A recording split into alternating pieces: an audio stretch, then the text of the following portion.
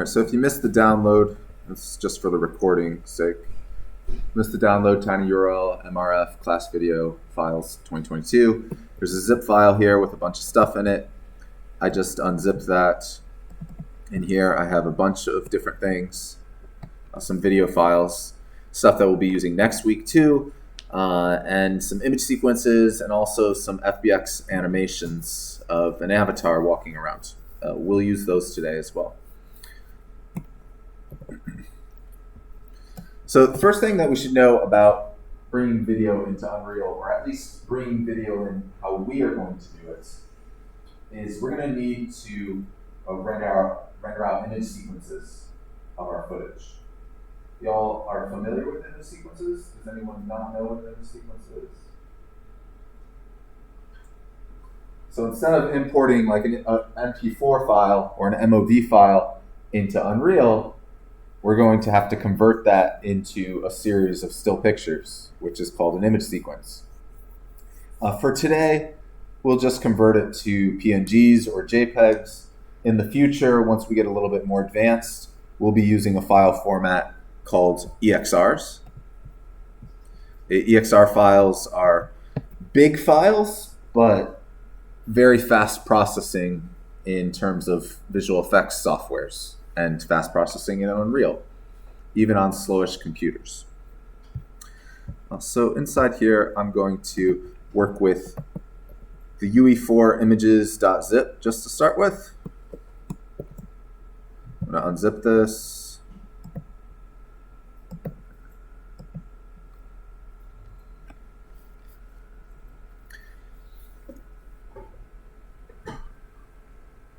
Now I know this will happen. I know somebody will import a video file into Unreal. And the thing is that it will work. It will come in and it will play.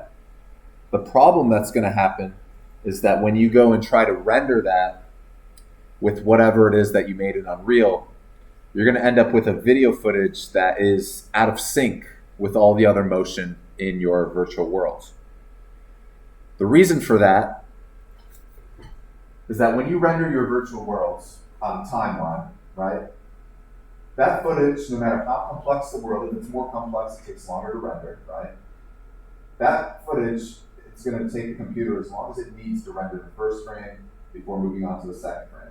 It's going to render the second frame, might be a second, might be a split second, might be an hour. Not in Unreal, it won't be an hour. But the point is it's going to take as long as it needs to render each frame. Meanwhile, if you're just using regular video footage like an MP4 or something in a video file format, that video is going to continuously play at its normal speed while Unreal is rendering as long as it needs to each frame. So you're going to end up with kind of very stop motion sort of look, and your video footage is going to be very out of sync with what you're trying to do. So let's not even import video files. I know somebody will try though, and so I just like to explain. Why would you use a video file? If you were doing something interactive, like a game, an interactive installation, something that needed to be live, video files are going to be much more lightweight than an image sequence. You know, this class we're using Unreal predominantly as a video rendering tool to make videos, right? We don't have to worry about having it play live. It's all getting put together in post-production.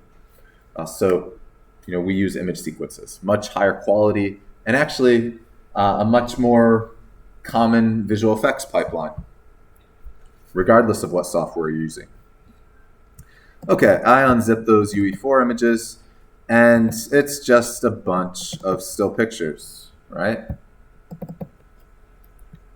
Your video is just a bunch of still pictures. If I advance through these, you see that it's 30 frames a second.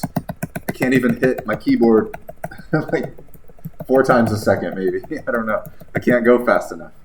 But this is what we will import into Unreal. So get familiar with image sequences if you've never used them before. How can you turn an image sequence back into a video? You can do that in Premiere, you can do that in Resolve, you can do that in After Effects. you just import it as an image sequence, and then it plays like a video file would. One other thing that you should know while we're here, and really this is going to depend on the computer that you're using and how complex your virtual world is. See that I have a folder here called Proxy. Anybody ever worked with proxy footage before in Premiere or After Effects? No? Proxy footage is sort of like placeholder working footage that is lower resolution and faster processing than your full resolution footage. For example, outside of this class, let's just say, we have some very high resolution video footage, like 8K red camera footage, raw red camera footage, very big files, right? And you're working on your cute little MacBook Pro, and it's really not doing too well with that big of footage, right? There's big files. You don't need that full resolution necessarily to cut that video together, right? So the idea with proxy files is that you render out lower resolution versions of that. What that resolution is ultimately depends on your computer, but you have lower resolution versions of that footage to work on. You cut your video all together, and then at the end of the process, you replace the proxy footage with the original high resolution footage, and it all goes back together again, okay? Because it's really painful to try to edit video when everything is choppy and slow and your computer is lagging. That's miserable, right? Same sort of thing for proxy footage for Unreal. It's a little less eloquent, I would say. Premiere and After Effects have a nice way of working with proxy files. Unreal is a little bit more brute force. And in our case, all I mean is it's just a different folder of lower resolution images. How big are these images? Let's take a look.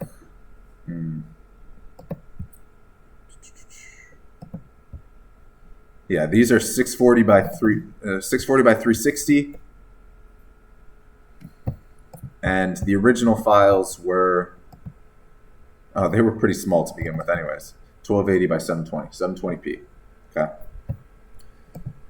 So, only like half the size. You could go much smaller than that if you wanted to.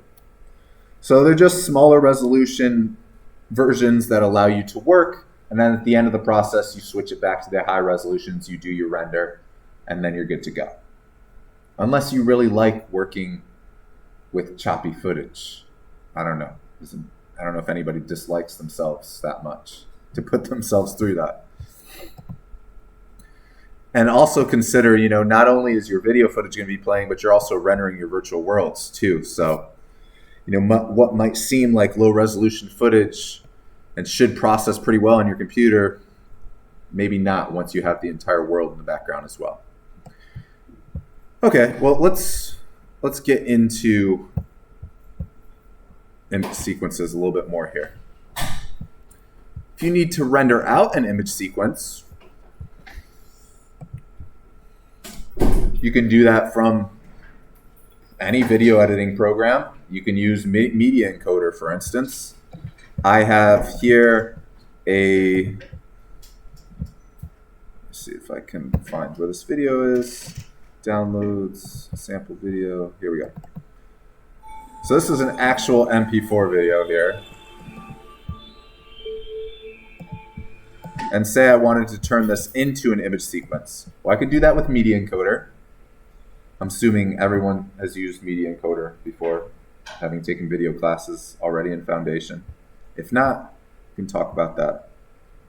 But here, I'm going to go ahead and change it from rendering out a video by clicking on the blue, change the format to something that would make an image sequence. In our case, we could do PNGs for today. That's fine. See, it says OpenEXR right there.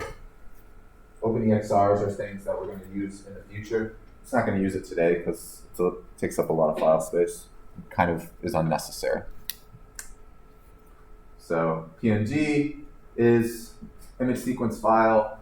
JPEG's image sequence file, DPX's image sequence file, bitmaps, anything that's not a video file, an image sequence file. OpenEXR, the XR files is what we're going to use in the future. And then, you go through and you go through your media encoder settings, click OK, you render that out, and then you end up with, like we had before, your long sequence of frames. It's important that they're sequentially named. When you render them out, they will be sequentially named. If they're not sequentially named, then there's going to be gaps in between them. It might stop at a weird spot. Unless you intentionally do something to mess it up, it's just going to render out correctly. Okay, any questions so far? We'll start doing something with this stuff.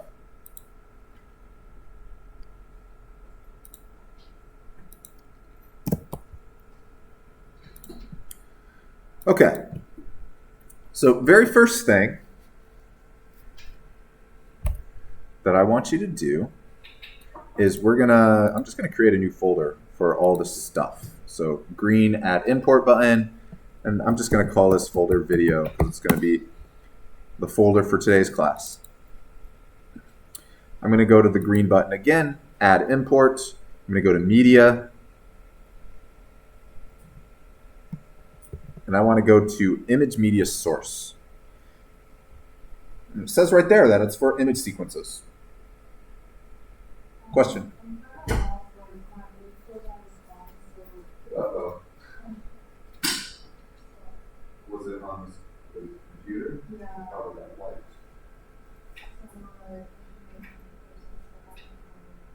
Just launch it. Sort of. Take a little bit. Just do game.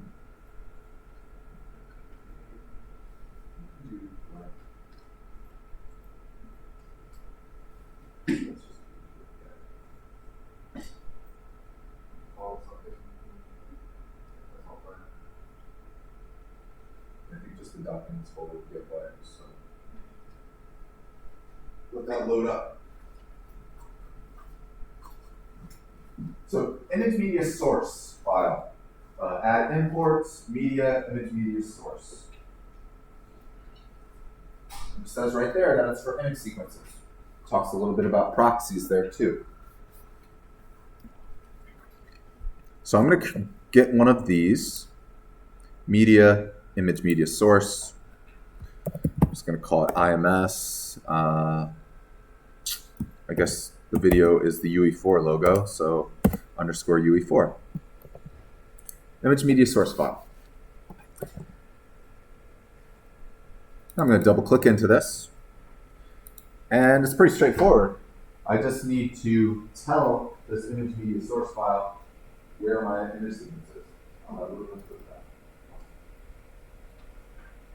So file, add import, media, image media source.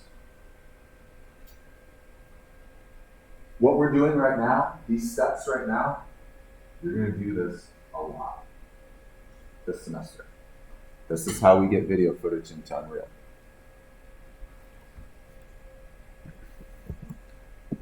So in the top box here, it says sequence path. If you click the little dots off to the right, it's going to pop up Finder or Explorer. Oops. Finder or Explorer. You're going to have to browse to wherever you unzipped those files.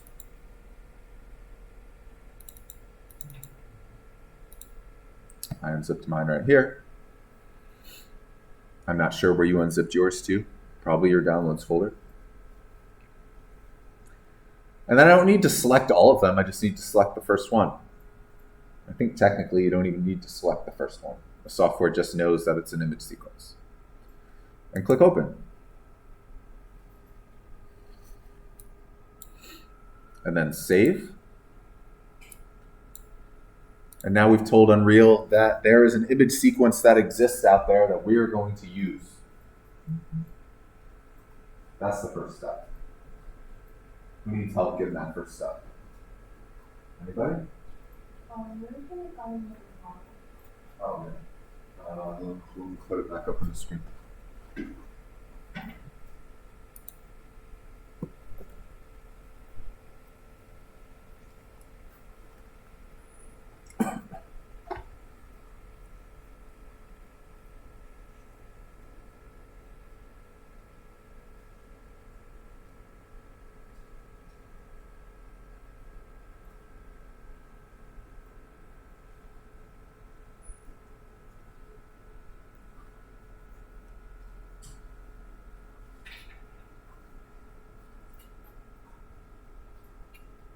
Type in the whole thing, tinygrow.com/MRF class.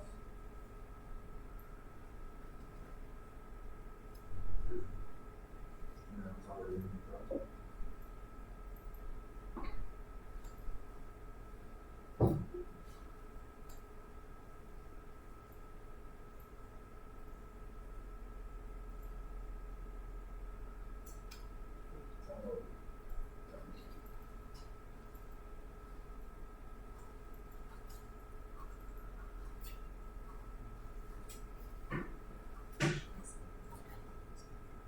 Just the first one. Yep. And it knows that it's a sequence of images.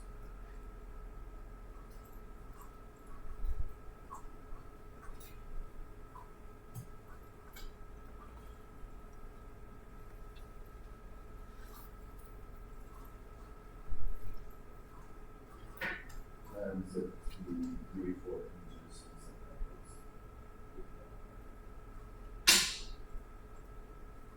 Yep.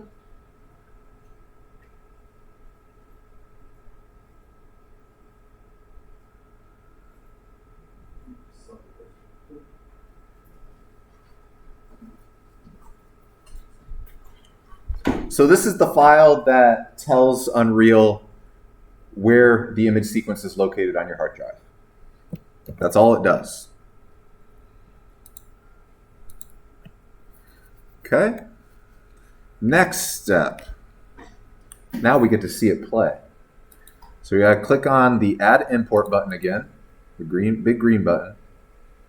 We're gonna go to Media, Media Player, and click Media Player. It's gonna pop up a pop-up with a little checkbox here. You can go ahead and click that checkbox because we need one of those anyways. I'm just going to rename mine, stay a little organized. I like to call media players MP underscore UE4, I guess, because that's what the footage is.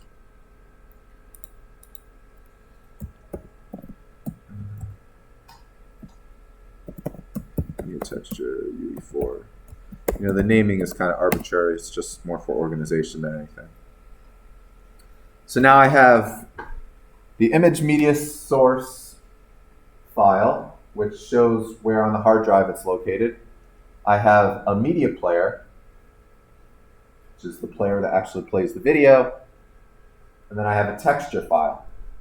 So we looked at textures last class. You know, textures come together to create materials, which are the paint that go on top of 3D objects. But this is not 3D, but it also comes with material. What's up? This is material. That's a texture, the texture that we're turned into a material in a second. Everybody got that? Good, good. So if you click on the little TV one, the media player, you double click it, and then you double click, you get a list of all the things down here, all the video files that you have in your project. If you double click this one, you should see it play. Which is great. Success, that means we hooked it up appropriately. If it doesn't play for you, then maybe you picked the wrong file, maybe you didn't download the zip file, something else.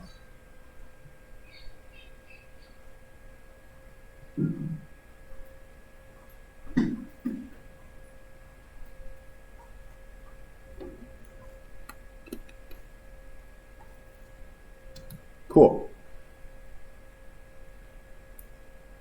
So we still have a few more steps in order to be able to get this into our world. Go ahead and click on the save icon in the top left. You can close that window down. Now you should see your texture probably, maybe it did, maybe it didn't. Maybe it turned from black to the first frame of the video. If not, don't worry about it. All right, next step, we need to right click on that texture, the red one, and we need to go up top to create material. Just like we did that last class. Create material. So here we're going to create a material using this texture.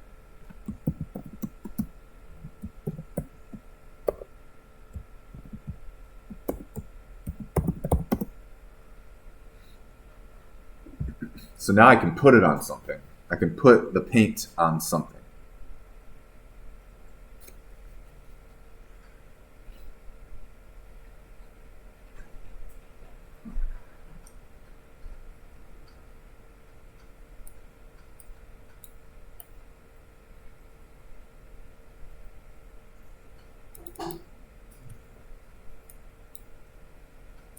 Now, because this video doesn't really have any transparency or anything in it, I don't really need to edit the material itself. I don't need to double click it and go into here.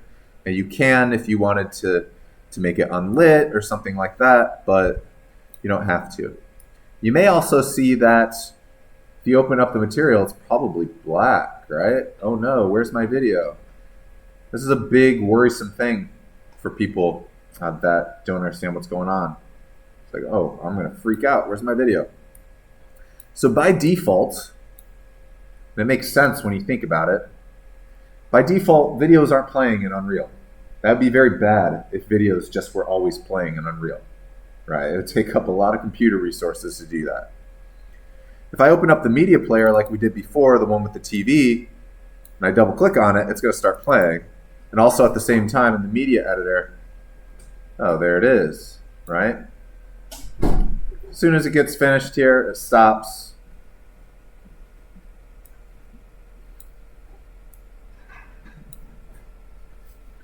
So I can see that it's working. I can see that everything's connected. But what we're missing is we're missing a trigger or a play button or something to kick it off and start that video play. That's where the timeline in Unreal is going to come into play in a second here. So if you just see black, don't freak out. It's going to be fine. We just have to start it. So the next thing I want you to do, and I'm not sure what everybody's level is here, I just want you to grab the material from that video and just drag it onto the ground or something. I don't know, put it on a rock or something like that. It's going to look very strange though because it's not really made for that object. And if you go back to the media player and you play it again, you'll see the video, but it's going to look weird on whatever object because it's not really meant to go on.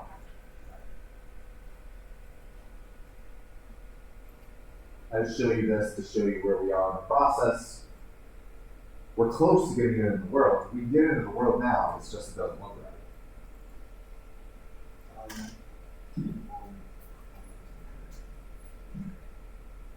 Yep, because nothing's playing.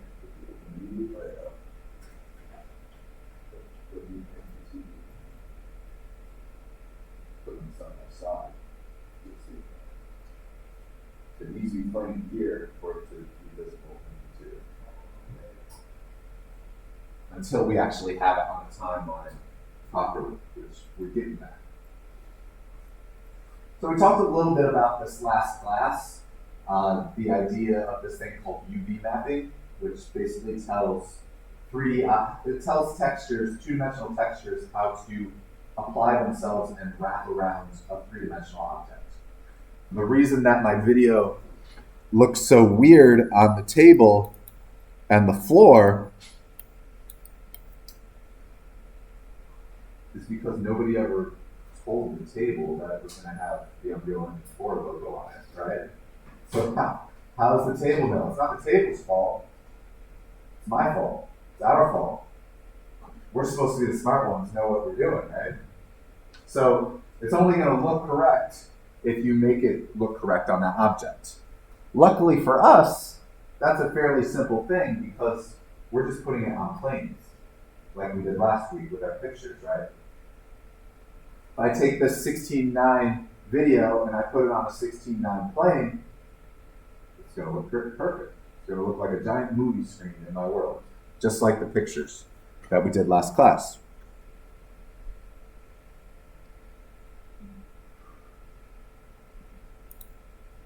This is the link to the files that we're using.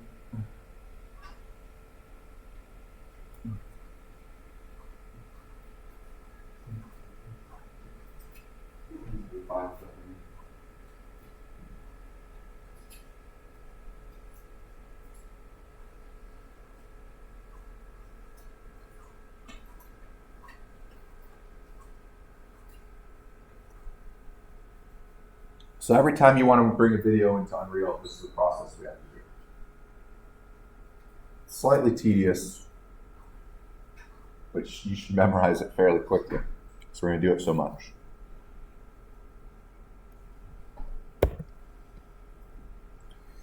Okay, I'm going to take those back off of there because that looked bad.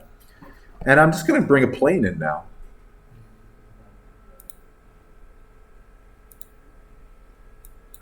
So just like we did last class with the plane, bring a plane into the world,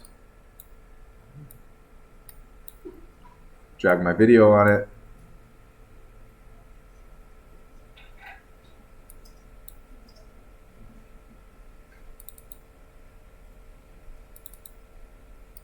If I play it now, it's going to look right, although it's squashed because this is a square aspect ratio instead of 16:9 proportions.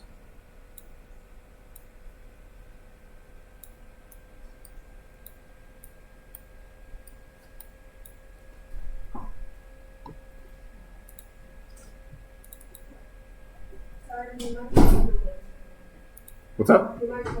Oh, sure.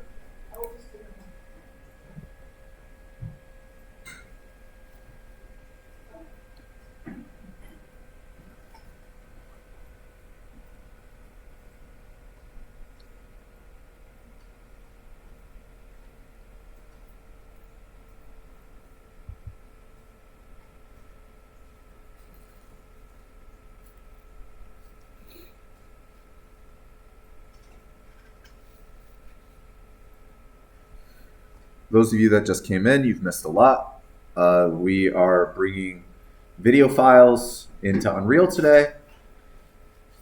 Similar sort of thing to what we did last class with the still pictures in terms of compositing, but there's a different pipeline for getting videos into Unreal. And when I say videos, I'm actually talking about image sequences. When we bring videos into Unreal, they're sequences of still pictures, not actual video files like an MP4 or an MOV. You can bring those files into Unreal, but we're not doing that because they will become out of sync when we render things out.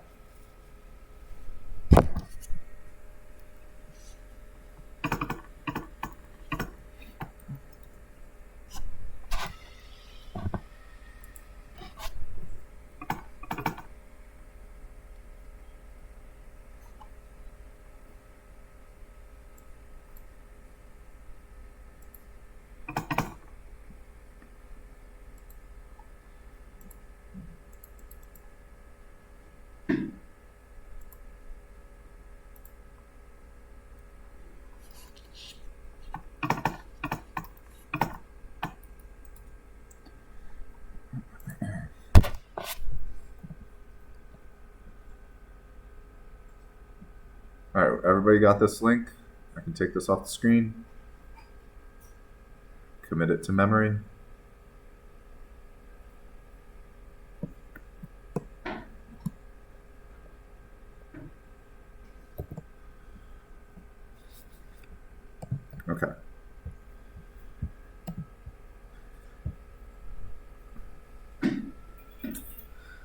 So the video on the left looks a little squashed, obviously, because the aspect ratio is square instead of 16:9. You have corrected that before, last class. The scale right now is 1:1:1. If I change this to 16:9,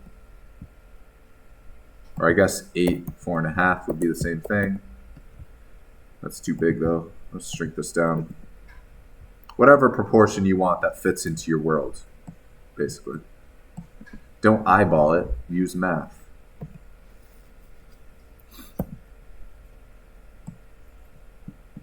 The reason mine keeps playing now too, a little trick for you. In the media player, I set mine to loop. Over on the right there's a little loop toggle. You can check that. None of this is going to matter once we set it up in Sequencer. We're just building to that.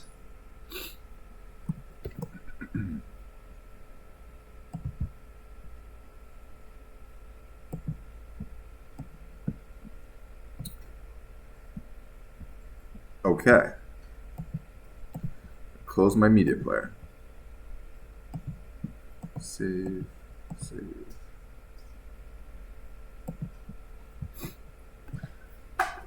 So we've gotten a video to play in Unreal now, but the only way we've gotten it to play is by having the media player open and clicking the play button. We can't really do that. We need to work on a timeline. So now we're going to use Sequencer in Unreal. Sequencer is the timeline in Unreal. Any timeline you've ever used in Premiere or After Effects or whatever software functions pretty much exactly the same as this. In order to make one, there's a Cinematics button up top. Click Cinematics and go to Add Level Sequence.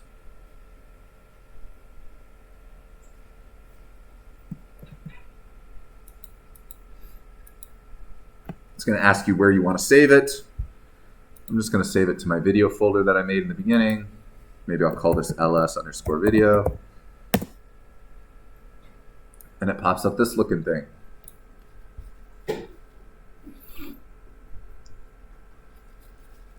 Completely empty. A world of possibilities right now. Or frightening. Depends on how you look at it, I suppose. I'm going to grab onto my Sequencer tab here and just drag it into the same window as my content browser down bottom, just so I can stay organized.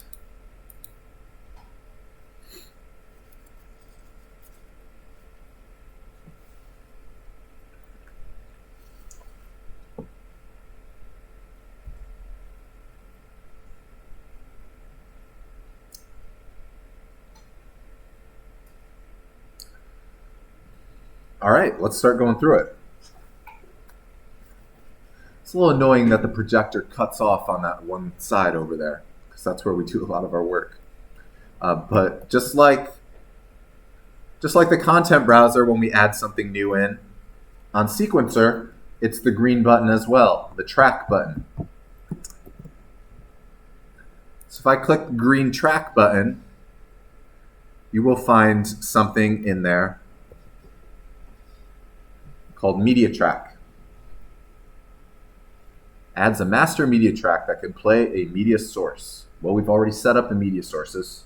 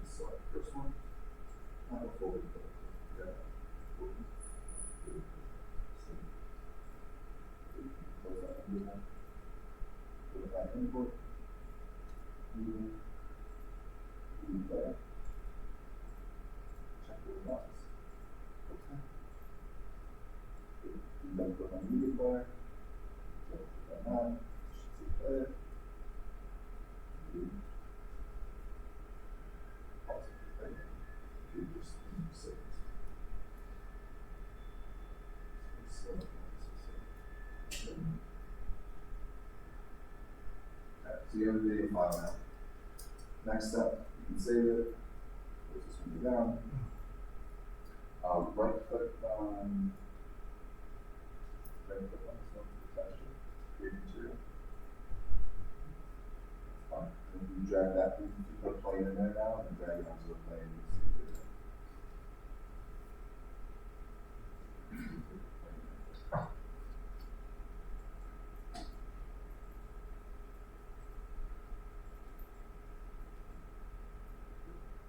Drag the beam. If you go back to the media player again, just to test it, move the window out of the way so you can see the world, play it from there.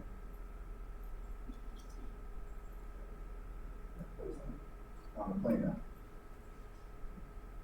So now we're setting it up so we don't have to go to the media player to play it. That was just a test to make sure that we're on the right track. No pun intended, because we're making a media track. Okay, sequencer. Track, media track. Media tracks are where we add media. In sequencer, this line right here is called a track. We can have animation tracks, cut tracks, fade tracks, sound tracks. In this case, we have a media track. So see the little plus button over on the right side, it says plus media, add media. Whichever type of track that you eventually have, and we'll work with a few different types of tracks today, whichever different type you have, there will be that plus button on the right, where it allows you to do different things. So in this case, since this is a media track, we click on the plus, and we only have one source of media in our project, which makes it really easy. So we just select the only one that's there.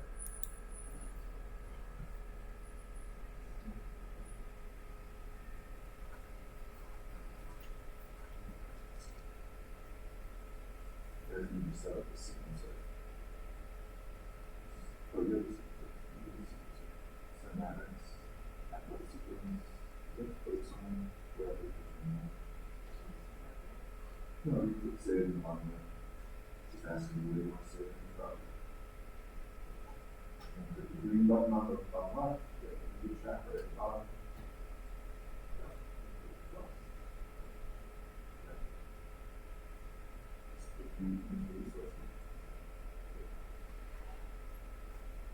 Okay.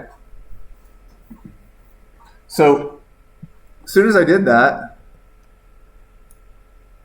I get a little film strip looking icon here. If this is defaulting to 30 frames, don't think that this is the entire length of your image sequence. It's just the default for 30. If your footage is longer than 30 frames, you gotta drag it longer. Okay? I'm not entirely sure off the top of my head how many frames this is. Let's look. 419 frames. Sure, okay, we can do that. So in order to drag this longer, works pretty much just like any video editor you've used before. Grab onto the end of it and drag it longer. You see the red line in the sequencer? That's the end of your work area. See the green one at the beginning? That's the beginning of your work area. You can move those things around too, just like in After Effects and Premiere. See these numbers at the bottom here? This is your work area's start points, and then at the end, this is where it ends at. It's basically the size of this window right here, right now. What did I say, 419? So I'm gonna type on this number, I'm just gonna put 419 to make the window a little bit bigger and drag all the way to the end. If you have, I mean, it doesn't really matter if your timeline is longer as long as you set your end point. If you have footage that your timeline is longer than, see this little white line that popped up on my film strip? This means that this is the footage is ending right here, and then it's going to repeat. Okay?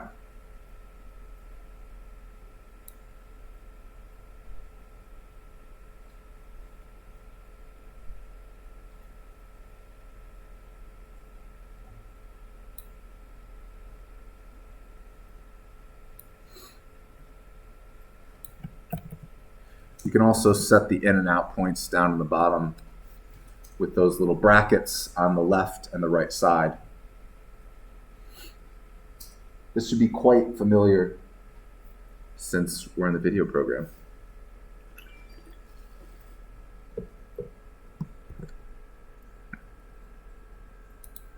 Okay, so we set all that up, we got the length, but if you scrub it or play it, you know, nothing's popping up on our giant television here. It's because we have to do a couple more things.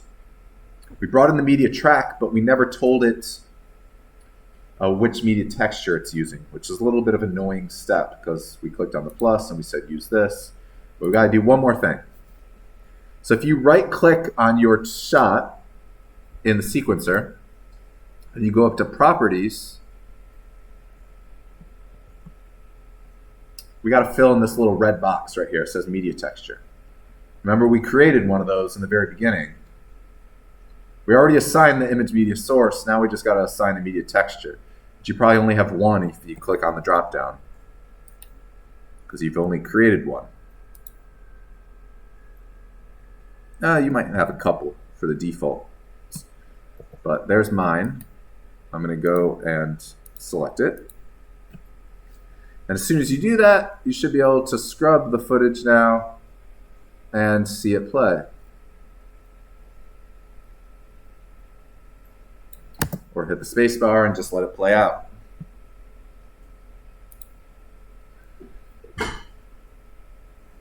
Something to keep in mind, this is, for those of you that know After Effects a little bit, you see a little green bar down there. That means that it's playing back at its full frame rate. Notice that it's not the entire length of the clip. Depending on how much RAM you have and how big your computer is, this could be really long or it could be really short. It also depends on the resolution of the video that you brought in, all those sorts of things. This doesn't really matter at the end of the process when we actually go and render things out. But while you're working on your worlds, you're previewing, you're scrubbing, just know that things might be choppy, depending on your computer. When you render, it won't be choppy. But now, it may be, depending on the power of your machine. There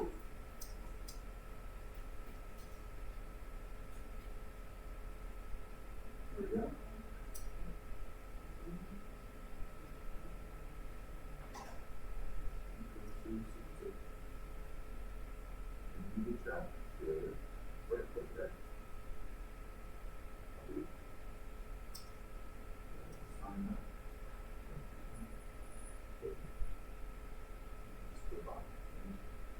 Scrub the footage, should see it. You can just make it longer, it's a lot longer. You grab onto the left side of it. Okay. Step through that.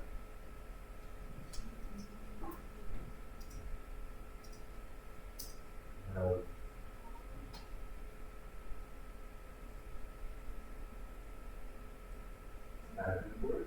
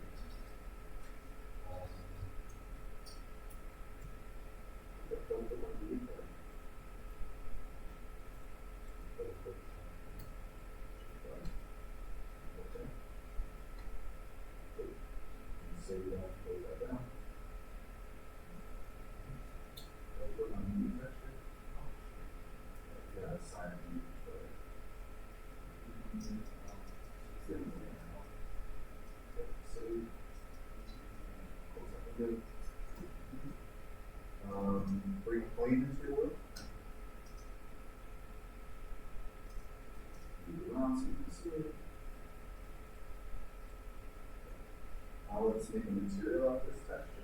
We're going to click on the texture. Click on the texture. The material. Drag the one onto the phone.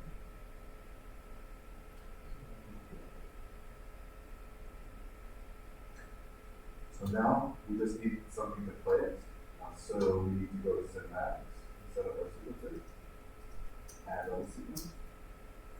We save it where we want.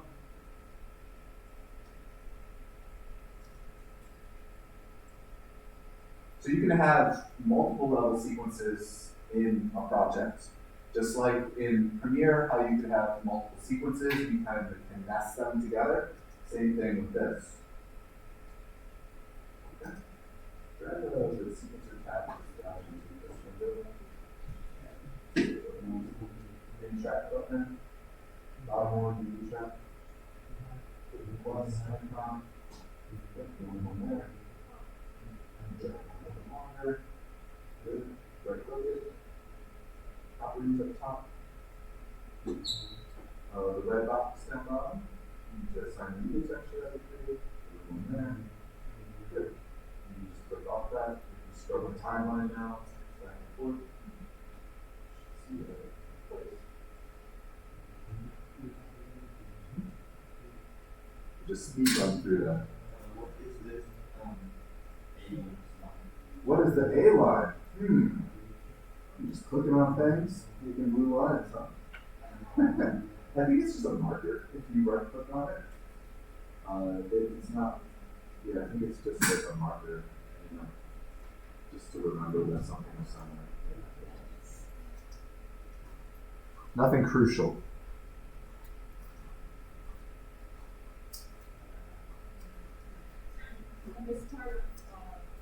Yeah, there's a lot of stuff.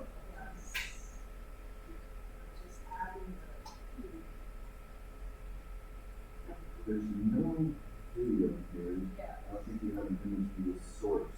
So click on the add import button, the green one. Media. Second one. You go click that. It will allow you to assign the locations.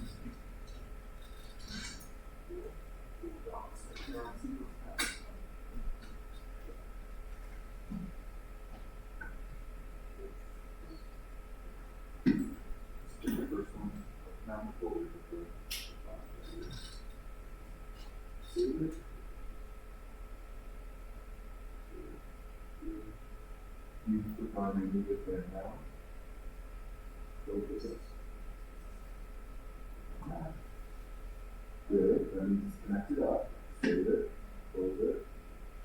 Oh, TV thing is just a surface to put on. Yeah.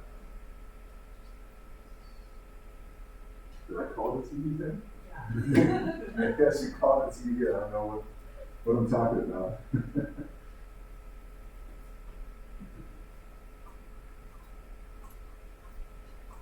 So now that this is in Sequencer, you know, when this thing renders out, it's going to render one frame at a time. Right? Maybe we have all sorts of crazy stuff going on. The dinosaur's stomping its feet and causing all sorts of destruction. The camera's flying around, all this sort of stuff. Meanwhile, this video is rendering as well. Since we set it up as an image sequence and did it this way, it's all going to be synced up and render out as a file that we can play back. So now we've gotten to the point where, well, we're pretty much where we were with the last class with the still picture, except now we have a video. Okay.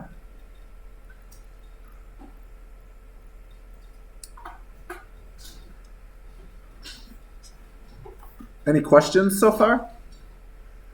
So a lot of steps in the process. It's a good thing I'm making a recording. And like I said, I mean, this is probably, besides opening Unreal, this is maybe the most crucial step that we do. We got to get our video into Unreal to do something with. All right.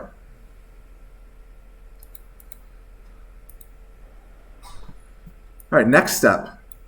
I want to show you how to render something out. So you know how we did the high resolution screenshot thing for our still pictures? That was just for that class. We're not really doing that. That was just the easiest way to show you things. I want to show you how to actually render out a video.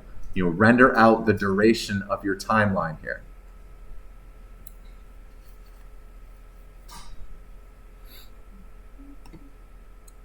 You actually know what? Why don't we do some other things with the timeline and then we'll render it out at the end. I think that makes more sense. But I gotta make sure everybody has a video first. Oh no!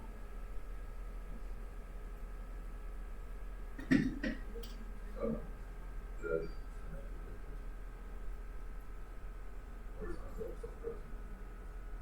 Oh, it's frozen. Right. Okay.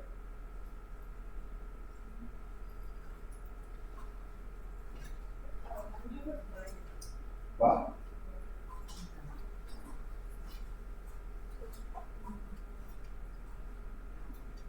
You gotta drag the material onto the plane? Yeah. The green one? Well, you scrub through now. Get a play. No. Right click. Use. Yep. That's set that. Yep. Yep. Good. Now if you scrub, you just cross. Oop, not that one. Yeah. So many steps. You miss a step, everything breaks. Okay, let's do a couple more things before we take a break. So with Sequencer, we can do tons of different stuff. We're going to look at animating simple animations of static meshes. We'll look at animating, like playing actual animations that were made in, say, Maya or something like that and bringing them in. Like, how can I get the movement of this dinosaur to play on the timeline? Well, I can do that. We will look at animating a light. We can do that. And we'll also look at animating cameras. And then we will render everything out at the end. Okay? So let's start with something simple here. We don't need to do a ton of setup for this. Why don't I think everybody's got the chairs. So why don't we just select one of our chairs? Which chair doesn't matter to me. If you'd rather do the table or the statue or something else in your world, that's fine. That's up to you. You're at art school, so go wild. So there's a couple different ways to get things into Sequencer. The easiest way is probably just to select the thing that you want and then grab it in the outliner up top right here, and then just drag it into Sequencer and drop it in there. When you select something, you can also go to the green track button in Sequencer, and up top it says Add Actor to Sequencer. And if you had something selected, it will say right there. This is pretty much the same list as is in the top right.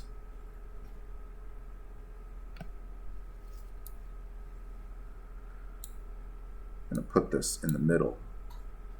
I'm annoyed that that projector cuts things off. So I brought the chair in, and now I have a chair track, or it's actually a static mesh track. Remember static mesh from our last class? Static mesh is a mesh that is static. It doesn't move, it doesn't have a skeleton, it doesn't do complex movements, but we can still do simple sort of movements to it, like rotation and moving it around the world, scaling it, that sort of stuff. But we can't deform it like we would something more complex that has a skeletal mesh.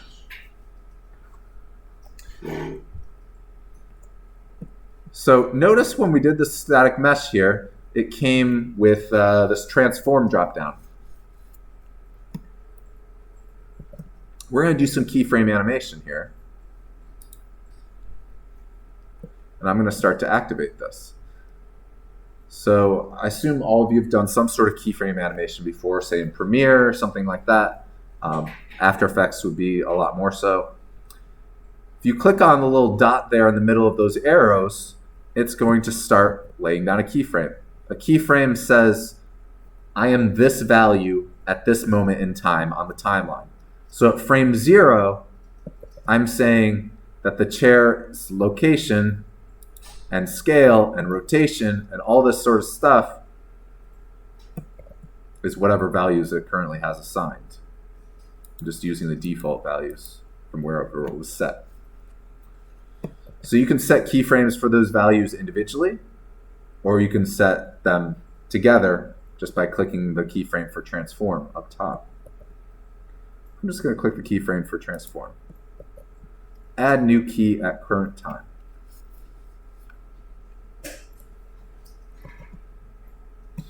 Notice we get little dots here. These little dots are keyframes. In Premiere or After Effects or other Adobe softwares, they're usually diamonds. But here we have dots. Now I'm going to scrub to a different time in my timeline.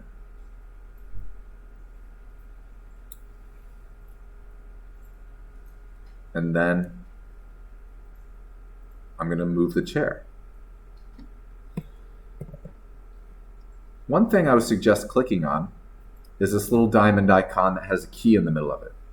This turns on auto keying, which means anything that you do in the world is going to create a keyframe down in the timeline. So now if I move the chair or rotate it or something, notice how it automatically laid down a keyframe. I didn't need to hit the keyframe button. And now if I scrub, my chair animates. The keyframe animation is just the change of a value between 2 points in time, 2 keyframes.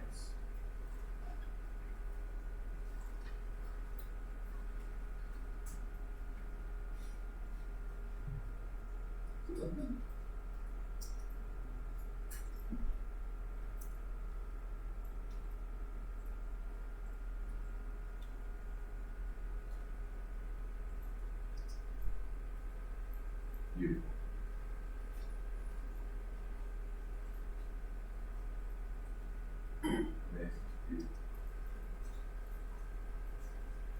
Use some good looking chairs, folks. Whoa, that's getting crazy.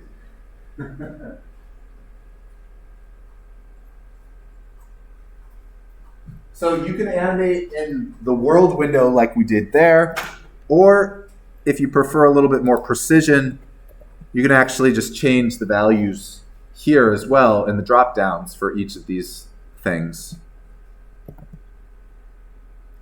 There's also the opportunity, now we'll look at that in a little bit. So yeah, you can change it in the world by using the keyframe, auto keyframe button, the diamond with a key in it, or you can manually assign keyframes by changing the value and then hitting the keyframe button. A lot of different ways to do the same sort of thing.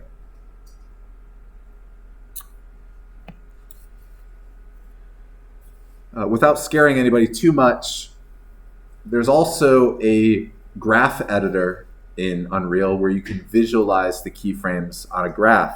It's a little bit more advanced, but it also allows you to visualize things like acceleration and stuff that you can't really see when things are just laid out with dots on a linear timeline like this. So if you've used the graph editor in After Effects perhaps, it's this button in the top right of Sequencer, a little graph with the squiggle line. If you click that and then click one of your values here, like the transform of the chair, you can see I have this nice curve All animation is just curves. And this is just a smooth interpolation right now, meaning that if you're coming from After Effects terms like easy ease out, where the keyframe slowly accelerates out and then speeds up, it reaches its max speed, and then it slows down gradually. It slowly accelerates and decelerates. You can change the different types of keyframes by right-clicking on the keyframe. If you were to right-click on the keyframe, the default is auto, unless you change it. There's constant keyframes, there's linear keyframes. A linear keyframe would have no acceleration or deceleration, it would just be a constant state.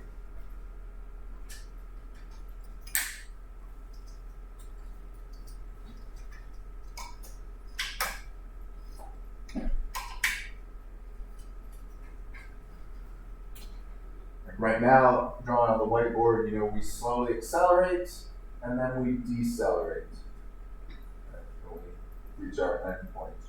If it was a linear movement, our start point would be here, our end point would be here, and it's just a straight line. There's no acceleration, there's no deceleration, it's the same speed throughout. Something like constant, you would have your position here, you would have your position here, and it's just the same spot, and then all of a sudden it jumps up. So the value doesn't change until it hits another keyframe. This is not an Unreal thing, this is a keyframe animation thing. This is in any software that you can animate with keyframes. After Effects, Cinema 4D, Premiere, Audacity, whatever, Unreal, anything. Did you say that auto keyframe is Auto keyframe is whatever it's set to, what the default is set to. So it will be auto by default. You can actually, I forget where it is. You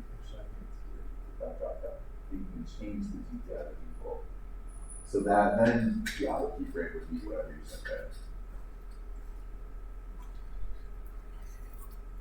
I usually just leave it on cubic auto and then manually change anything I need to manually change.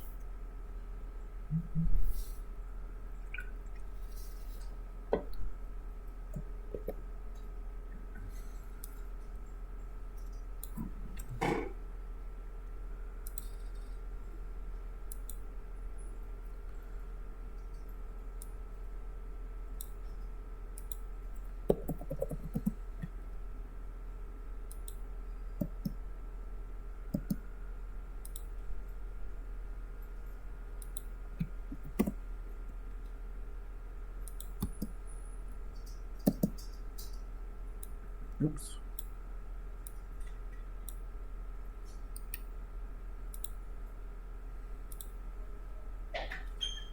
See, the keyframes also, different types of keyframes also have different shapes. Like the triangles are linear. The circles are cubic, which means they're smoothed. Constants are squares. Sometimes there's change between softwares. But now I should just have an infinitely rotating chair.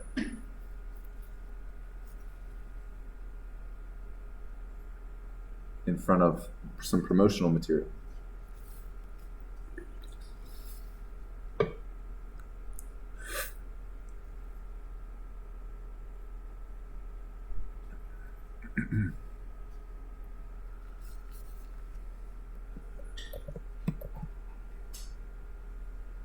Let's do one more thing and then we'll take a break.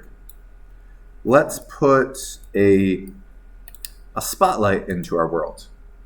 So on the place actors, on the left side, you can go to the lights tab. Lights, spotlight. I guess you could do a different type of light if you want to.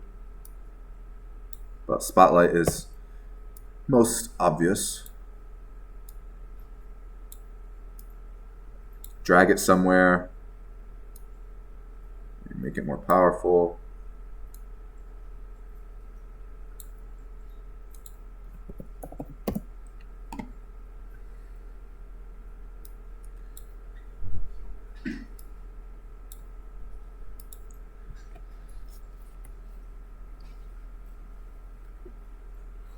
you can put pretty much any object on Sequencer and animate some sort of properties that it has. For example, since I'm selected on the light right now, look at all these different properties for the light. Intensity, what's its color, what's the radius of the cone, what's the angle of the cone, what's the softness of the edge, what color temperature is it. See how next to each of these number sliders, there's the little, these little things right here? That means that you can keyframe that property. Would you want to keyframe these properties? I don't know, it depends on what you're doing. I'd say most of these that you never animate, but again, it depends on what you're trying to do. This is true for pretty much any sort of asset that you drag into Sequencer. You'll see tons of properties that you can mess around with. So I'm going to drag the spotlight into my Sequencer. Same way I drag the chair in.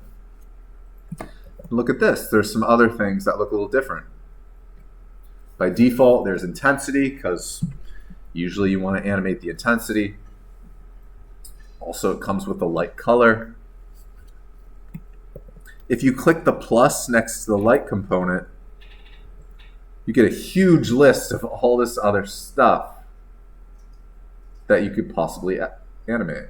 Does it have shadows? Does it not have shadows? What's the bloom? What's the scale of the bloom? All sorts of different stuff. You know, intensity and light color, that's pretty much what you would animate, more so than not.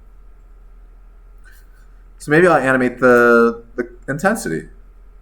So I'll start adding keyframes. Maybe every 30 frames, I'll just go from 100 to 0. You can also copy and paste keyframes too. So, you know, Control C, Command C, and then V.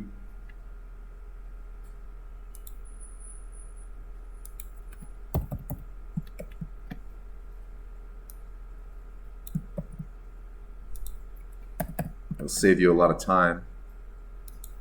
You can also use the arrow keys on your keyboard to advance one frame at a time on Sequencer.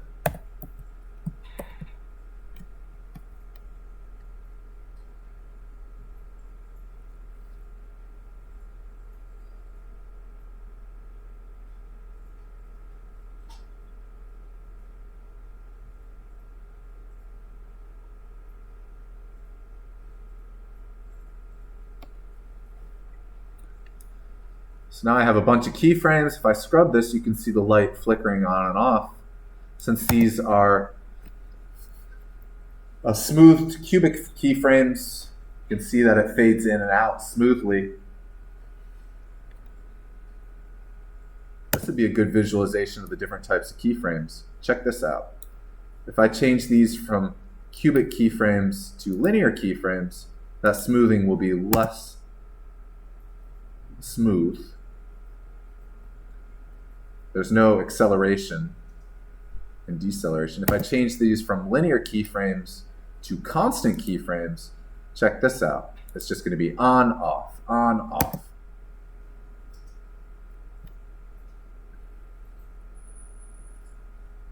And if I visualize this on the graph,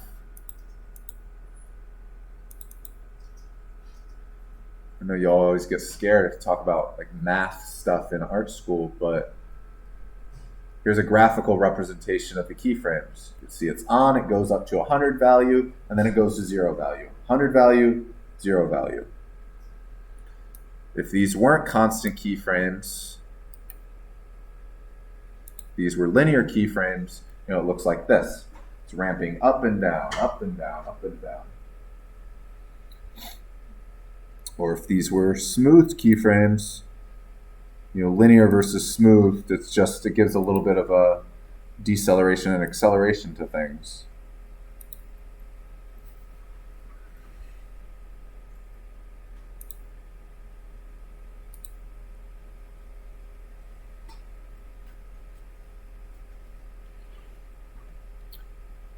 If you wanted to change the color, you can go into the color tab or the color drop down. Remember, with color here, we work with RG and B. Different values of RG and B create all the colors of the rainbow. 1 is 100%, 0 is 0%.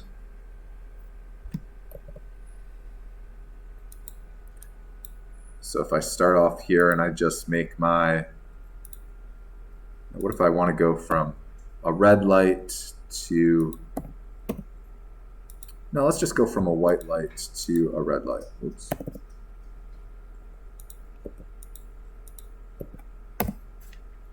So like color, keyframe, you can keyframe all the values individually or together. And I'm going to go somewhere in the middle here. Turn off blue and green.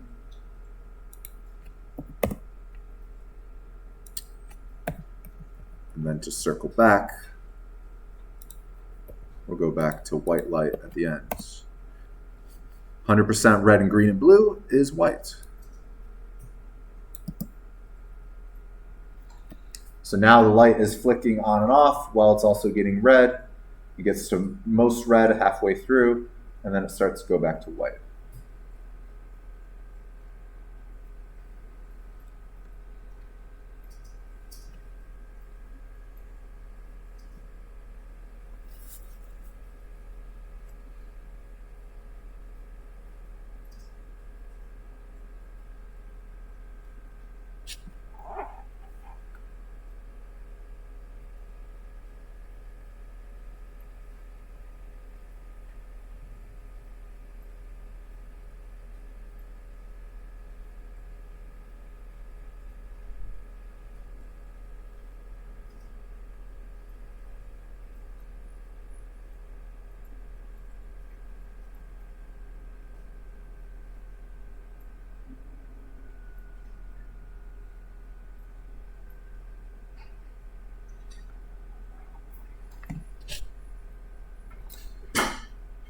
So we've animated, or we're playing our video, we've animated a static mesh, also animated a light.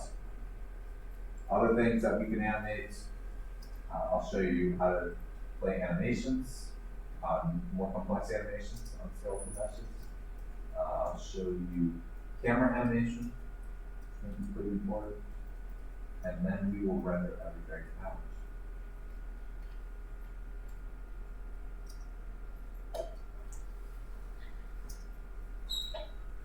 All right, let's take a break. We'll come back in at 1:45. If anybody needs some extra help right now, happy to do that.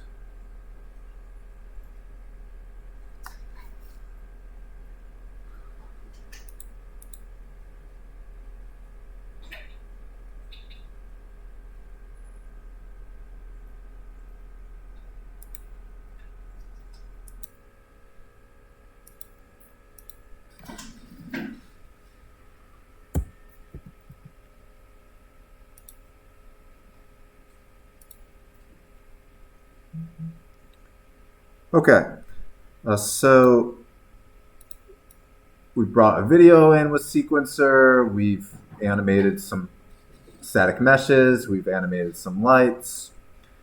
We have a lot of fun going on here. I want to show you how you would animate something that you might get from the marketplace, some sort of asset that you have from the marketplace. If you go to those files that you've downloaded that I gave you,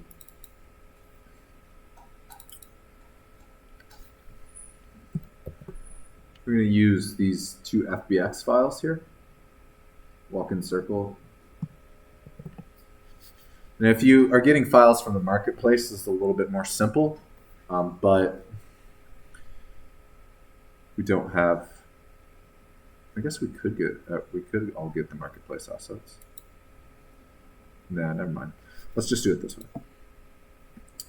So I want you to import those two FBX files. So in the content browser, go to import to game video and browse to wherever you have that zip file.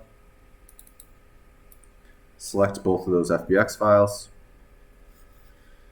This is what you would have to do if you were bringing in some sort of animation or 3D file from a different program or a different place other than the Epic Marketplace. So maybe you won't do this, but the idea is the same, what I'm going to show you with the sequencer. So click Open. It's going to ask some questions. We want to make sure that we have import animations checked on. Problem number one that always happens, why does my imported model not animate? It's because you didn't check the import animations button right there. So make sure to do that. And click import. It's going to import the first one. And then it's going to move on to the next second one. You click import again. Import animations is already checked. Import again. You might get an error talking about smoothing groups and stuff if you import something custom. Usually you don't have to worry about this. If it's yellow, it's just a warning. So when you import something like a skeletal mesh that has animations and stuff, you'll get a bunch of things that come in. Remember the asterisks on the thumbnail, that means that you haven't saved it. Good thing there's a save button right in the content browser right here. Click that, and all those will save. Wouldn't want to crash. So the pink files are skeletal meshes, and the green files are animations. Two animations here, a walk in circle, and then a motion capture animation of somebody carrying a shopping bag, but there's no bag. They're just walking. So if you drag walk in circle into your world, you can see they're kind of posed like they're walking, but it's not going to animate on the timeline because I haven't put it in sequencer. Now there's a lot of different ways to trigger things in Unreal. We're using the sequencer because, again, our goal in this class is mostly making videos, offline videos that are rendered. If we were making something interactive, an installation, a projection mapping project, a game, we wouldn't do a lot of these things on the timeline because the timeline is linear and it's not dynamic. If I wanted that light to start flickering in a game, I need to do that with code. Right? When a certain condition is met, when the player collects a certain number of coins, or when the player walks through this doorway, right? Then the light gets triggered. Then the chair spins. Then the animation plays, whatever you want. You know, that's done dynamically with code. We don't really do those things in this class because, again, we're making videos. But I just want to show you, or at least tell you about some of the possibilities.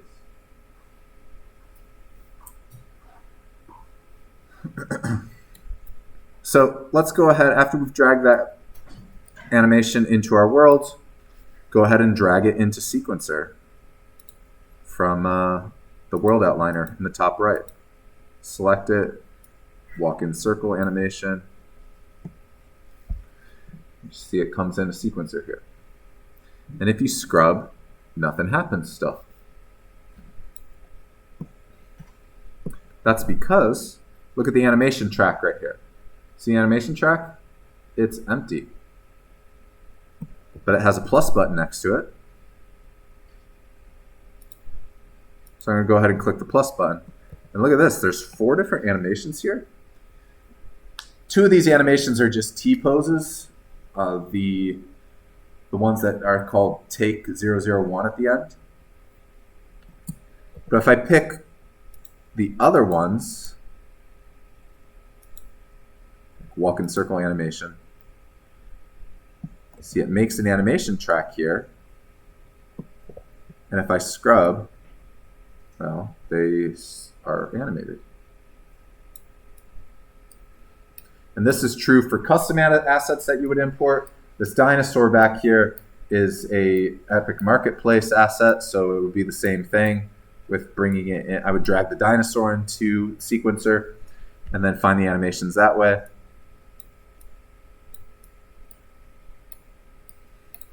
I'm just using this robot because we all can use the same one.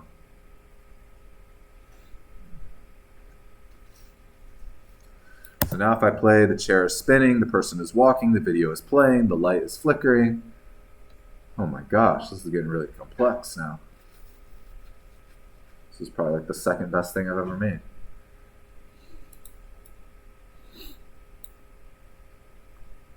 So we can control animations on the timeline as well. If you wanted to blend animations, you notice this person has there's two different animations, right? So if I go and add the other one, walking with shopping bag,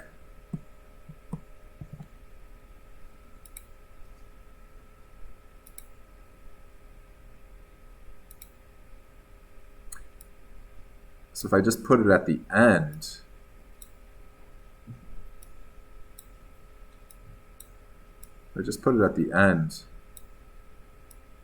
it's just going to cut. Oops. If I put it at the end, it's just going to cut to the other animation, which actually turned out pretty well, to be honest. Usually it doesn't work out that well.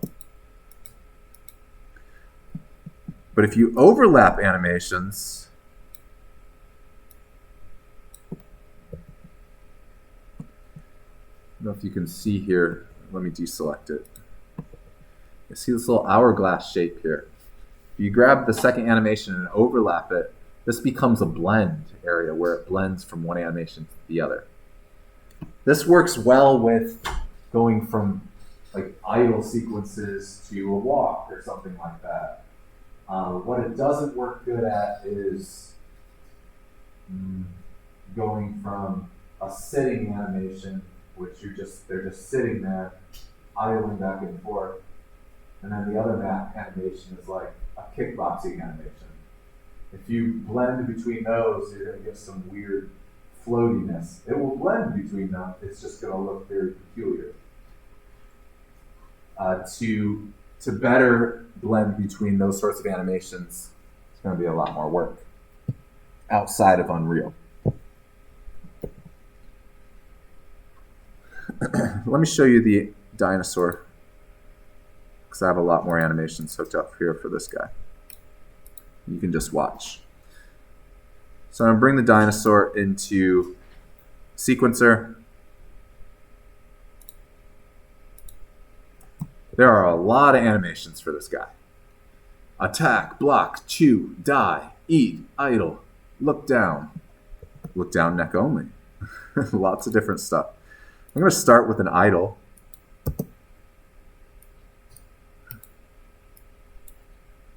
And it's very subtle because it's just an idle. If I want to go from an idle to, I don't know, let's say eating, let's see how well these blend together. If I snap them together, even that looks pretty good, right? It goes from an idle and all of a sudden it just decides to eat.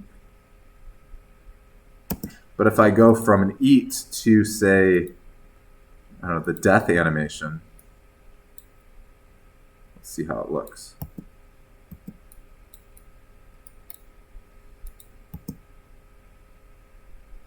Oh, not bad, actually. There's not really any sort of pop. It cuts right there. That's where it cuts, but you can't tell.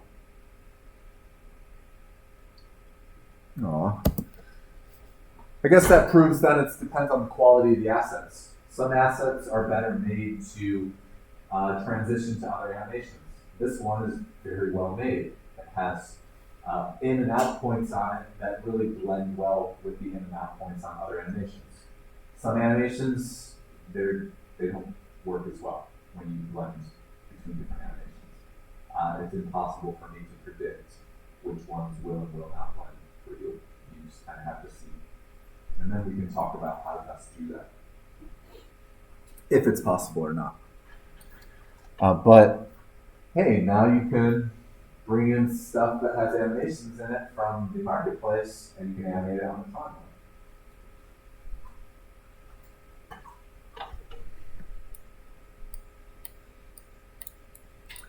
So we have all this stuff going on.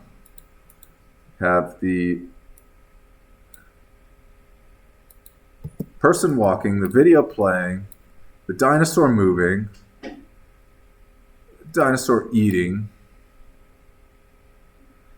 and then the dinosaur dying. There's a lot of stuff going on here. What if we added some camera movement to this? And then we'll render it out.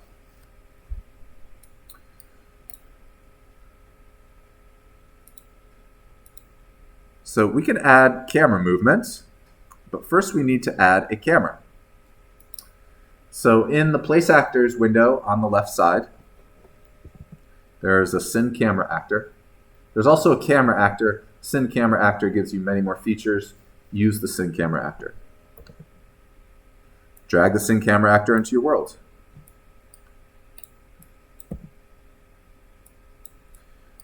You can see it's a little video camera. Check that out. A little icon for it. You get a little preview window in the bottom right of what it's looking at. Spin it around and stuff. So you can control it this way, like moving it around like we've been moving other things around. But there might be a little bit more intuitive way for you to move it around. If you right-click on it and go to Pilot, and then whatever the name of the camera is, yours is probably Syn Camera Actor 1. If you click on Pilot, you actually will become the camera. And then you can fly around. I am the camera. Camera is me. In the top left, you see it says Pilot Active, and then the name of the camera. That's how you know if you're driving the camera or not. You click the little eject button to go back to the editor camera. It's a little bit more intuitive way to frame your shots. But just know that you go in and out of these modes quite often.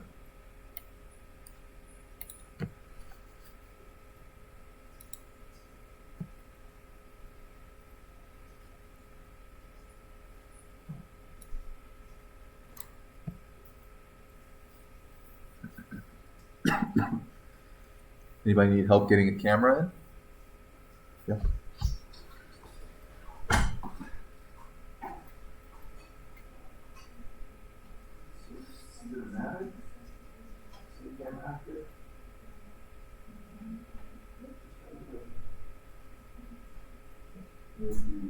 That's the view from the camera. Perfect, very exciting view.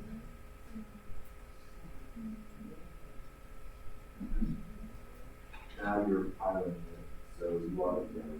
So if you drive yourself around, you can frame up your shot.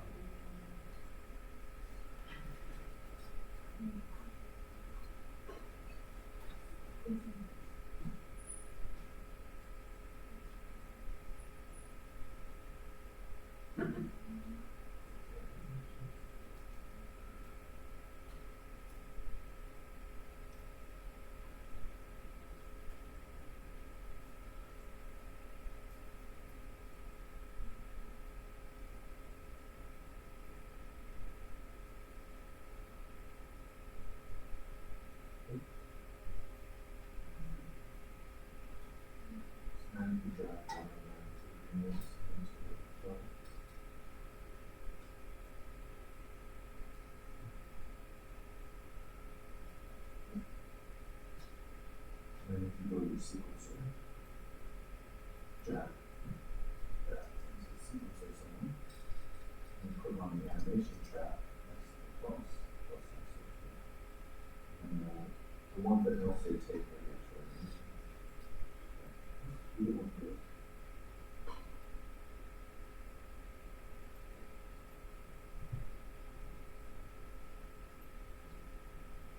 To create a camera, you can click on camera. Yeah. So now you're looking through the camera right now. It says pilot after the camera. If you wanted to get out of that mode, you click the eject button, and then you go back to the editor camera. So going in and out of the pilot mode with the camera is something we do a lot. You can also add a camera to your sequencer by clicking the little camera icon right here in sequencer. A lot of different ways to do the same thing. I'm going to drag my camera into sequencer now and start to animate it.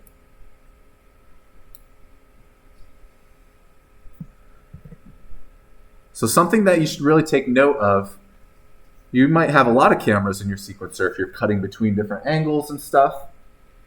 See the little camera icon on the right side, right there. You can toggle that on and off after you put it in a sequencer. You can toggle that on and off. If that's toggled on and it's white like it is right now, your viewport should be looking through the camera. Okay? If you click it again and it's not white anymore, that means you're either looking at a different camera or you're using the editor camera. So here's what I can do is I'll click on that camera. Maybe I'll drive it around close to the dinosaur, and then I'll click off of it. See, I drove my camera over there. Now I'm looking at the editor camera. And there it is. So just know that you can click that icon on and off. That's another way that you can go into pilot mode, is by clicking the camera in sequencer.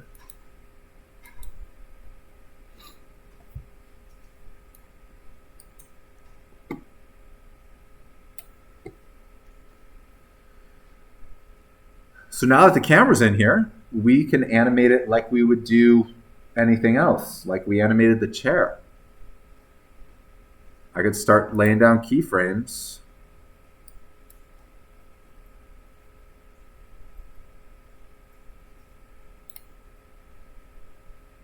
For the camera. And this is another really important spot to remember if you have the camera piloted or not.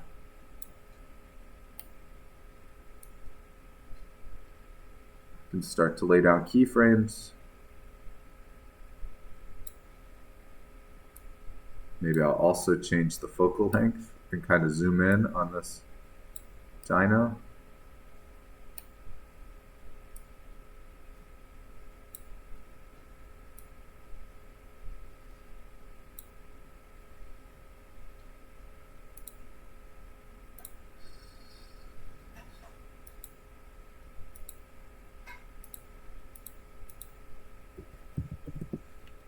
Whoa.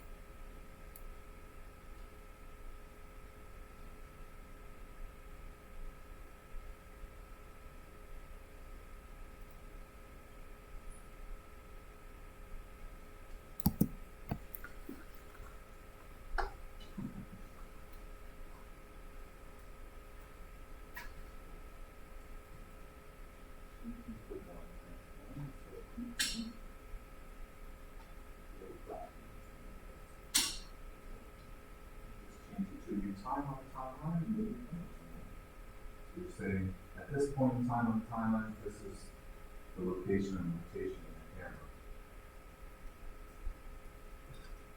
You can also animate things like the focal length, the aperture. If you want to do like a vertigo effect where you're dialing back while zooming forward, you can do something like that. You can change the focal distance, do some depth of field.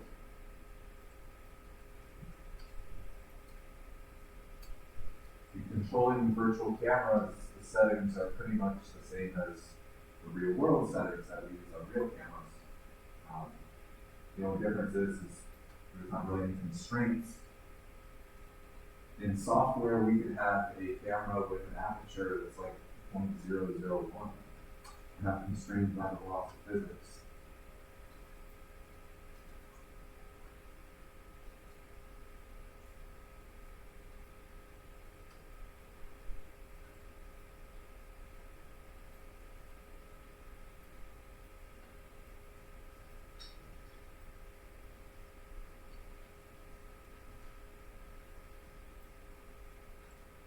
Be careful if you have the auto key button toggled on, because you can overwrite your previous keyframes, unless if you forgot to move the timeline to a different time, and then you go move the camera, you have this toggled on, it's going to overwrite what you previously did with your keyframes.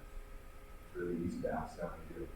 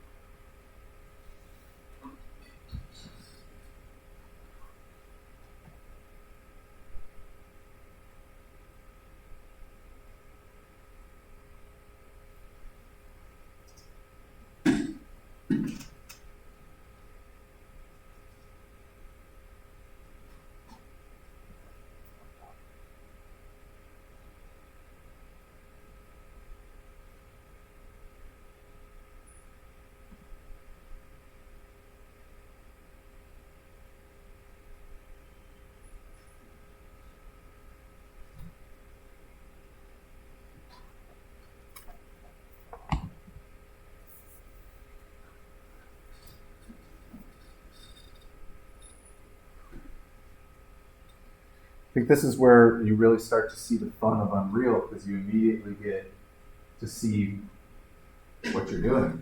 As you drive the camera around, point it where you want, change the depth of field, all those sorts of things.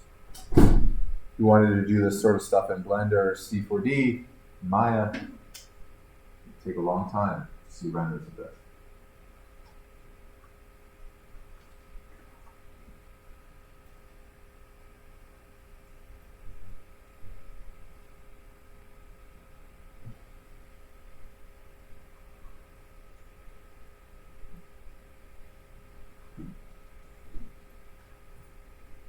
Just like you think of drama with your camera movement in real life, if you're actually filming with a real camera, on a Steadicam or handheld or on a tripod or on some sort of boom arm or something, the same sorts of ideas apply to this too. Did this in 20 seconds, not really much thought behind it, the camera would make it. But you know, all those sorts of ideas, different types of shots, close-up shots, mid shots, far away shots, detail shots, all that sort of stuff still applies.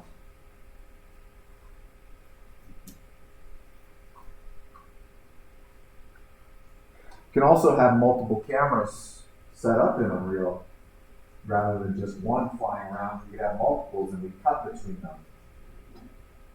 Perhaps you want that. You can have any number of cameras in your project.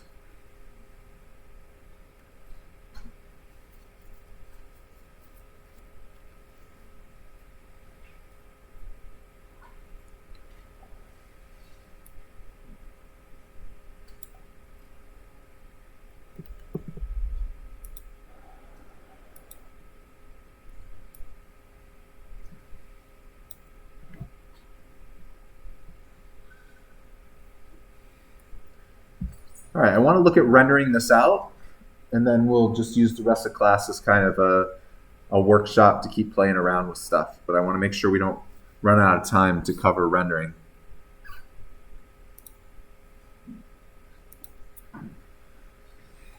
Okay, so let's just assume that we're happy with what we got here. All the camera movement, everything's happening, the movie's playing, all that sort of stuff.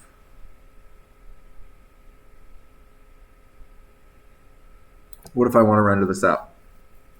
You know, this is kind of a lame movie right now. If this, you know, how we did transparent images last week or last class, if your video or your image sequence has alpha channel in it, it's the same thing as what we did with the stills. If we have time, I'll show you how to do that too at the end of class. That will also lead into next week where we get into green screen. But for right now, let's talk about rendering. So the little icon in Sequencer right here, that will allow us to render. So you click on that, you should see this window.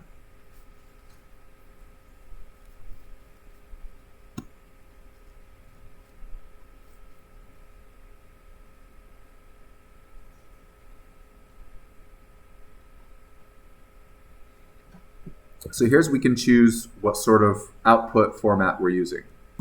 Don't record to AVI. Just don't do it. We're going to be recording to image sequences. For our purposes right now, for file size reasons, we can do JPEG.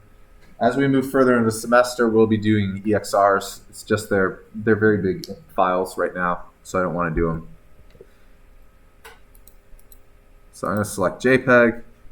We can choose the resolution. Your resolution is a little bit of an arbitrary thing in 3D. If I wanted to render this out at 8K, I could. At a certain point, your world will start to break apart because the textures won't be high enough resolution, but you can keep rendering higher and higher if you want to. I'll just do 1080p for demonstration purposes. And then choosing where you want this saved out. The output directory. I'm going to make a folder on my desktop called video and save it in there. Then I'm going to click Capture Movie. And it may not work for some of you, and I'll tell you why.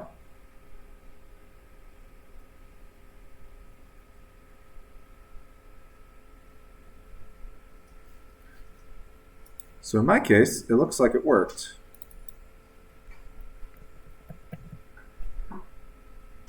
Here's the sequence of images, with lots of motion blur. It's low res because I'm holding down my forward button. But here I have a bunch of JPEGs rendered out. There's a good chance that for you, that didn't happen like that. And I'll tell you why. So if when you clicked Capture Movie and it rendered something, but it's not the right camera angle, I'll tell you why. I did it again. Look now. Everything's happening, but there's no camera movement. So in order to record the camera in Unreal, we need to set up this thing called a camera cut track. So right now, up top above media, there's not a camera cut track. In order to create one, if you don't have one, you may have one. Depends on how you put the camera into Unreal. You click the green button, Add Track, and Camera Cut Track. This is the track, think of it like a director track. This is the track that tells Unreal which camera is currently active. If you have multiple cameras, this is the track that cuts between them. If you have one camera, you still need one of these. So track, camera cut track. And it creates this track up top that I then need to click the plus camera button on to add the camera.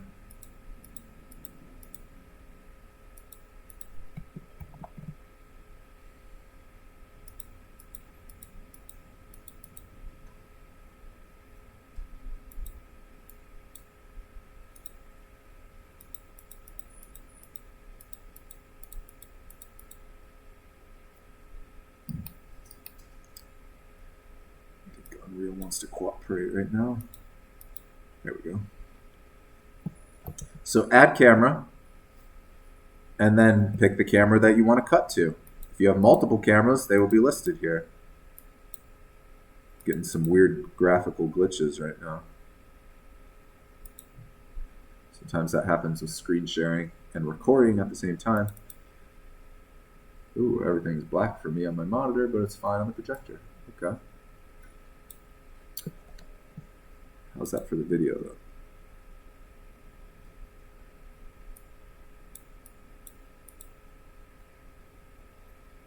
I'm going to save everything real quick and then restart Unreal.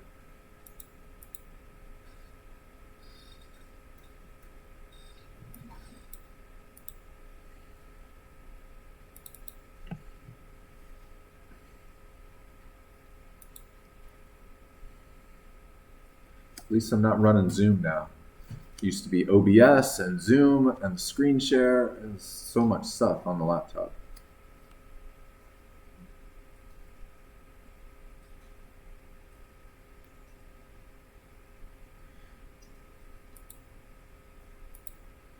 All right. So what I was saying with the camera cut track, green button,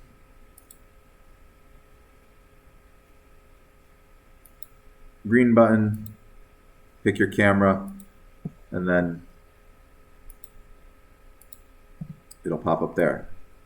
So just like you can click on the camera icon for the individual camera, you can click on the camera icon for the camera cut track. The camera cut track is what's going to render out.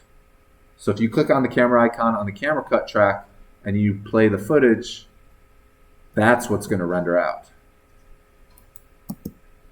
So if when you recorded, it just looked like your camera sat there, perhaps at a weird angle, it's because you didn't have a camera cut track. Okay. So now that I set that up, I can go back and record again. Remember to record, the little clapboard icon.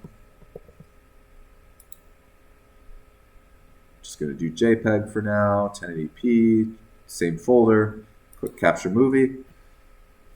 It's like it's running through it now. Go to that folder where those images were.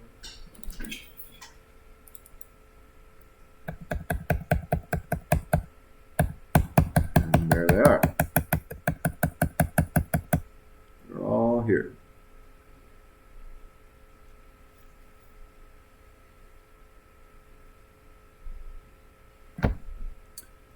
So now I could take this into Premiere or After Effects or whatever video program. I'll just show Premiere because that's probably what you're most familiar with.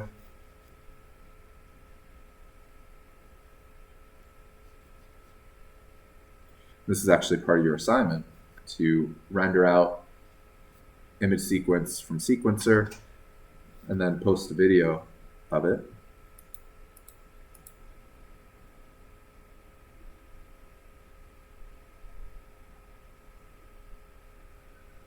Oh, what is all this? New project. Exit.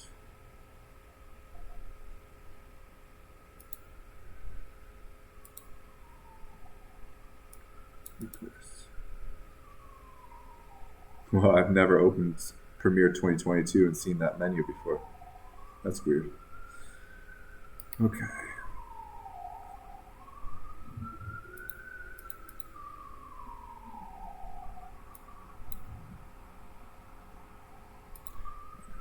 File, import, find where I rendered my stuff to, video folder. So this is important. When you're importing an image sequence into Premiere or After Effects, you want to select the first one and then make sure you toggle the image sequence button. Otherwise, it's just going to import as a still picture. Now if I drag it in to my sequence,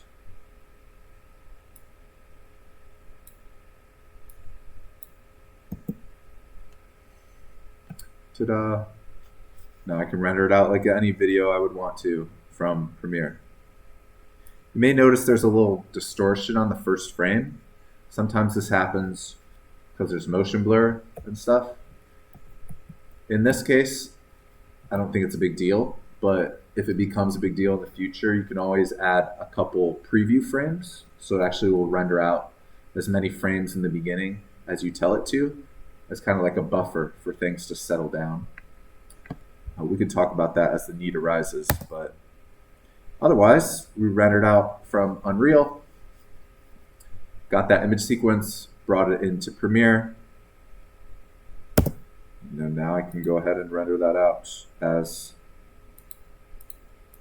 video file. Export media. Wow, they really changed this. That's confusing.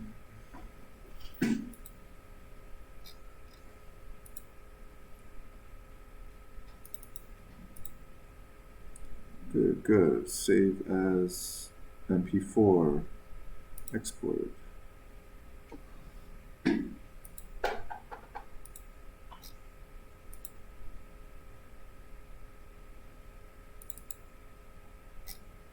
Where's my video file? There we go. MP4 video. Ta-da. Question that always comes up is, what about sound? Well, do your sound in Premiere or Resolve or wherever you do sound at. Don't do your sound in Unreal.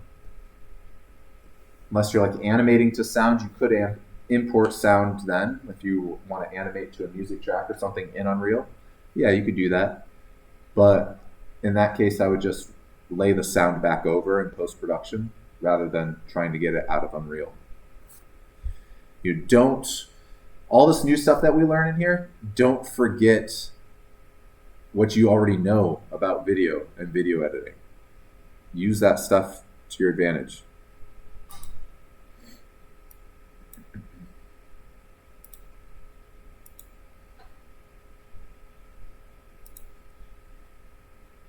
All right.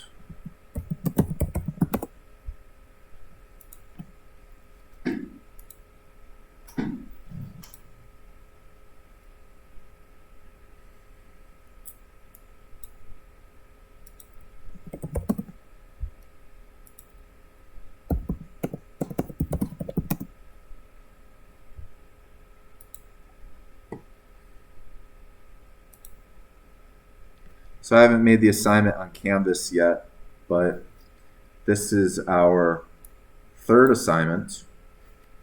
If you haven't been doing the assignments, what's going on? You need to let me know. So we are doing these projects in an incremental fashion and building up to something that's much more complex. So if you're struggling with this stuff, you are really going to struggle in a couple weeks. So let me know. I can help you. These things are not too tricky right now. Happy to help. So we are on this assignment. I want you to watch this video about Sequencer. This is this Unreal Engine 4 or 5? No, this is Unreal Engine 4. Yeah. I want you to watch this video about Sequencer.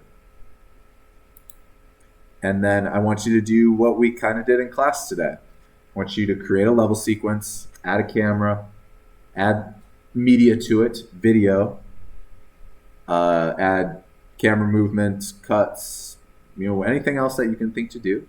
This is art school, so be creative. And I want you to render it out and post the video to Canvas. Okay. Now I know the video that we did in here today wasn't the most exciting, so maybe I could set up something really quickly. It's the exact same setup. I'll just kind of go through it real quick.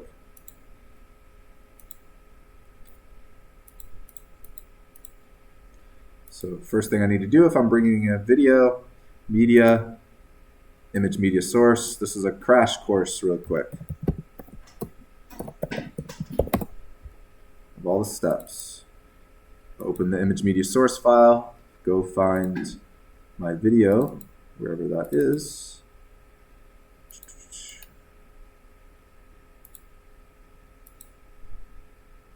Sure it's extracted.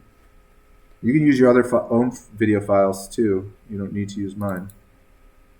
This has an alpha channel in it already, so if you want to have transparency, you need video that has transparency in it, which needs to be a PNG file or something that holds transparency. Next week, you don't have to do transparency for your assignment because that's something we'll be focusing on next week a lot too. So image media source, now I need a media player, media player, media texture, okay.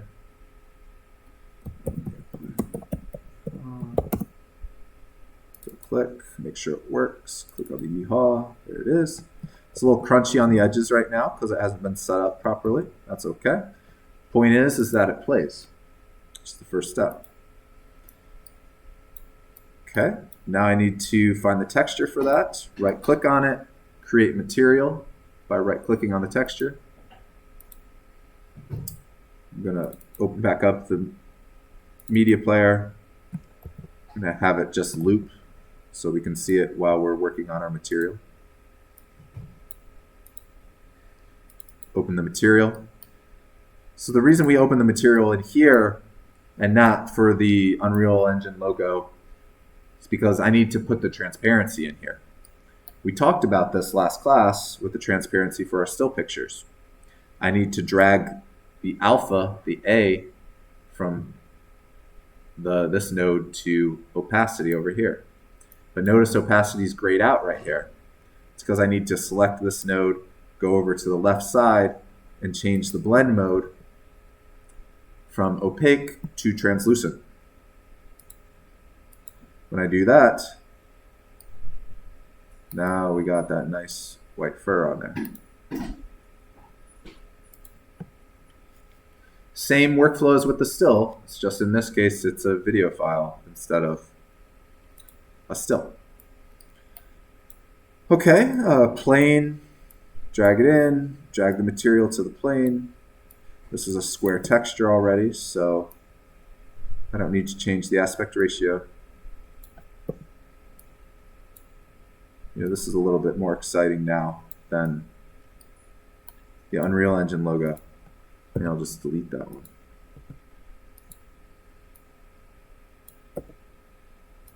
And maybe I'll just make her gigantic.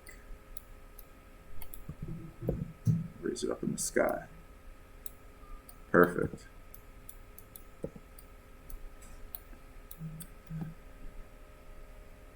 And then it's the same thing for the media. I guess I got rid of the one media, so I will click on the media track here, since we already have one added, plus this is called yeehaw. So I'll click yeehaw, drag it out so it's long enough. Although this is much shorter than the other video we just did. Make sure you right click on it, go to properties, assign the media texture, the red one. I'll make sure you assign the right one, the yeehaw in this case is what I called it. So now when I scrub my video, she plays, right?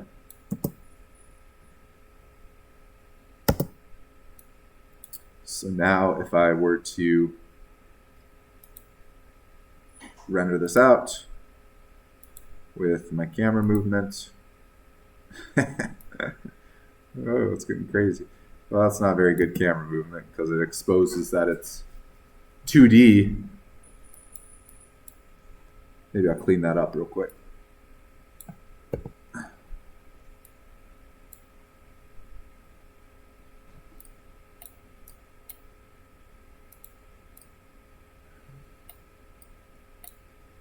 Maybe just something simple.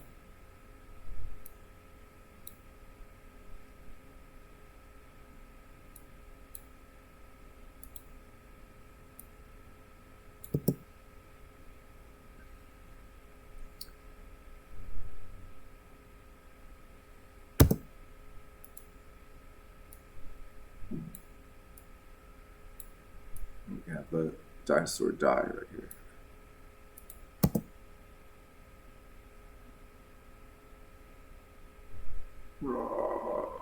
Sure. Okay, save, render with the clackboard. I'm just going to overwrite my existing one.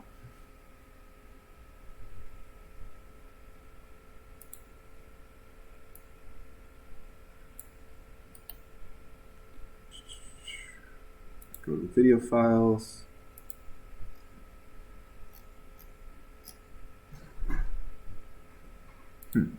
Didn't overwrite. Let's render that again. Capture movie.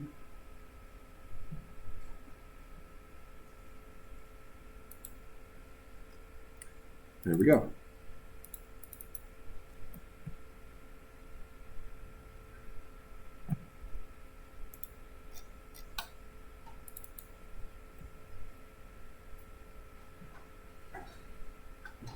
So that's what I want you to do, is put video footage into some sort of world. Doesn't have to have transparency. If you can figure that out based on what I just rushed through, that's fine. We will revisit that next class anyways. This next class is about keying and green screen.